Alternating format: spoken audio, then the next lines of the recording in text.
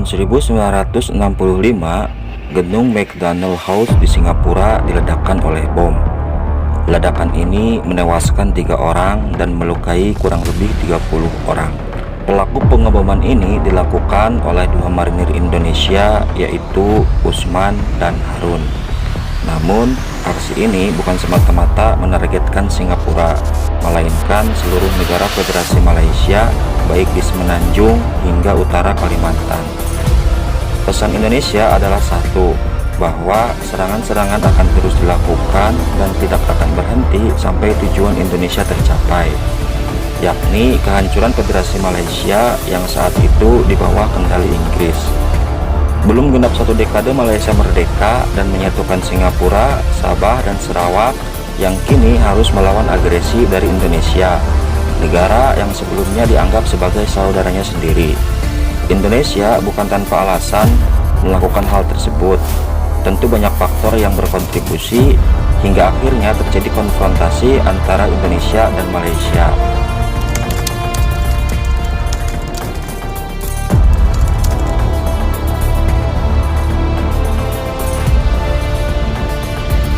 Malaysia dan Indonesia memiliki hubungan yang erat selama masa kerajaan Sriwijaya dan Malaka. Berbeda dengan di Eropa, kerajaan-kerajaan di Nusantara ini tidak memiliki batas wilayah kekuasaan. Seorang raja diukur dari banyaknya pengikut, bukan dari luas wilayahnya. Akibatnya, terdapat interaksi yang kuat melalui pernikahan, perdagangan antara Semenanjung Malaya dan Sumatera.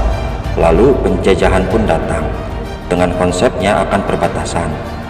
Perjanjian pun dibuat antara Belanda dan Inggris untuk membagi daerah kekuasaan. Inggris menduduki daerah di Semenanjung Malaysia dan Belanda di Nusantara. Untuk membangun wilayahnya, Inggris mendatangkan ribuan bahkan jutaan pekerja asing dari Tiongkok dan India sebagai kuli dan buruh. Seiring berjalannya waktu, orang Malaysia semakin tidak puas dengan penjajahan Inggris. Pasalnya, kedatangan pekerja asing dalam jumlah besar ini semakin memojokkan bangsa Melayu yang masih dipaksa untuk bekerja. Mereka merasa bahwa pendatang lebih diuntungkan daripada orang asli Melayu.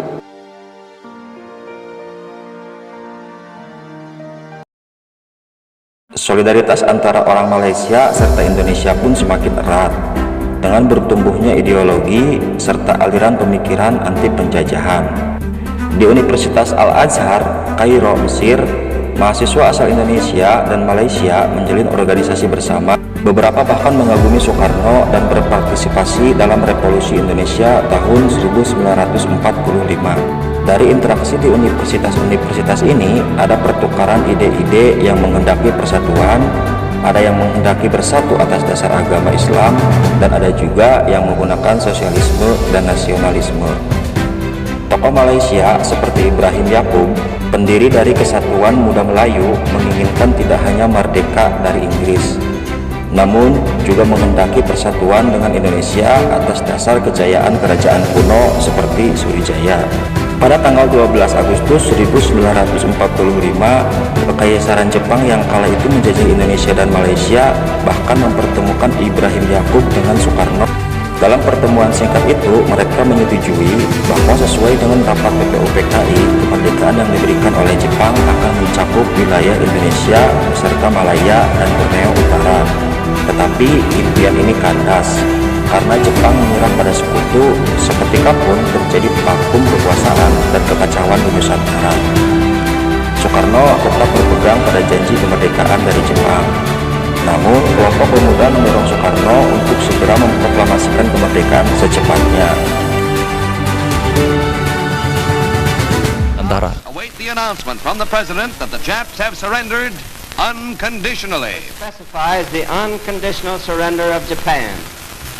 In the reply, there is no qualification. Proklamasi kami, bangsa Indonesia, dengan ini menyatakan kemerdekaan Indonesia. Namun akibat dari proklamasi yang terburu-buru tersebut, Jepang tidak sempat mengatur persatuan antara kedua negara secara matang.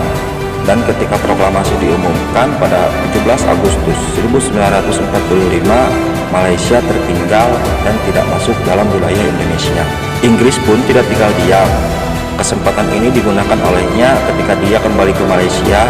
Sementara Indonesia sedang sibuk melawan Belanda, Inggris memberikan tawaran kemerdekaan Malaysia dan mengendalikan rejim pemerintahan Malaysia saat itu. Dan inilah yang membuat Soekarno marah. Dan hubungan Indonesia dengan Malaysia semakin memburuk, perseteruan pun dimulai. Malaysia di bawah kendali Inggris diprovokasi untuk memusuhi Indonesia dengan dalih kemerdekaan dan budaya Melayu. Dan akhirnya Malaysia merdeka pada tahun 31 Agustus 1957 di bawah kepemimpinan Tunku Abdul Rahman. All the celebrations marking the independence of the Federation of Malaya, which will spotlight Malaya as the world's newest independent country. Sir Donald Macgillivray, last of the British High Commissioners, arrives at King's House to sign the new agreement.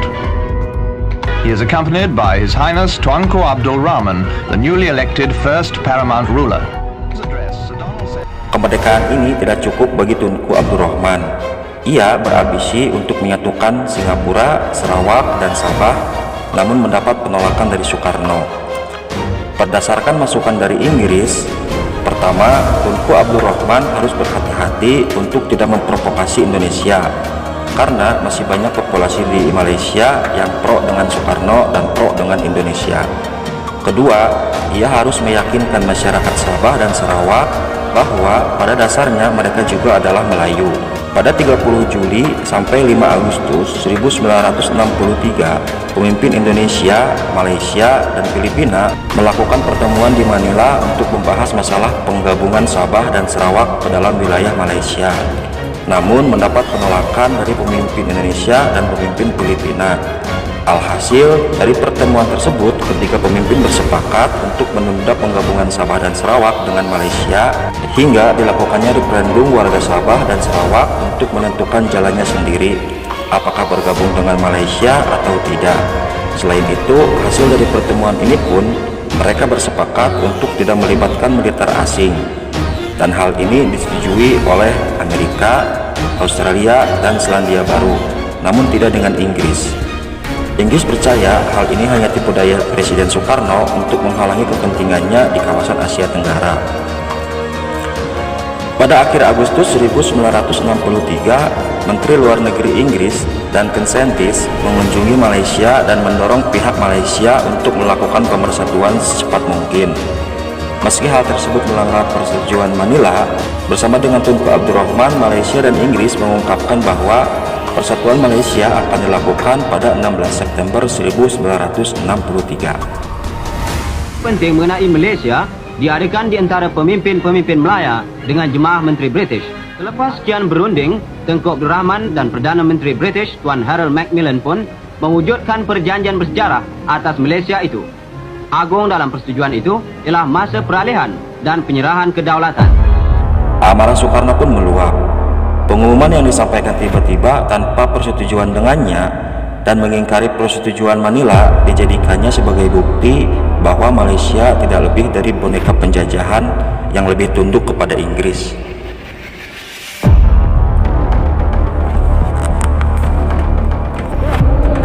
Yang kami anti ialah itu Malaysia, pimpinan Inggris, pimpinan Inggris yang mendurhakai, menerangi menjalan Tunku Abdul Rahman antek daripada imperialisme.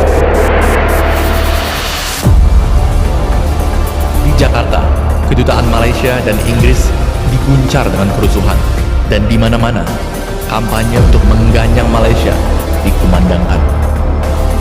AS, Selandia Baru, dan Australia turut kecewa akan keputusan Inggris yang tergesa-gesa. Meskipun pada akhirnya studi Newton menyatakan bahwa Sabah dan Sarawak memang bersedia bergabung dengan Malaysia, amarah Indonesia dan Filipina sudah tidak dapat terbendung. And from the Indonesian capital of Jakarta, President Sukarno holds out his steps to touch Malaysia. 10 terjadi Malaysia masuk Republik Indonesia, 100 sukarelawan masuk Kalimantan Utara. Kini, Malaysia harus berhadapan dengan Indonesia. Indonesia, negara yang memiliki populasi terbesar di Asia Tenggara, angkatan bersenjatanya sudah ditempa di Sulawesi, Sumatera, dan Papua. Belum lagi, Indonesia memiliki masyarakat yang sangat militan dan dengan sukarela membentuk berbagai milisi yang siap dikirim ke Malaysia. Pertempuran tinggal menunggu waktu, dan negara Malaysia yang baru ini hanya dapat bersiap diri.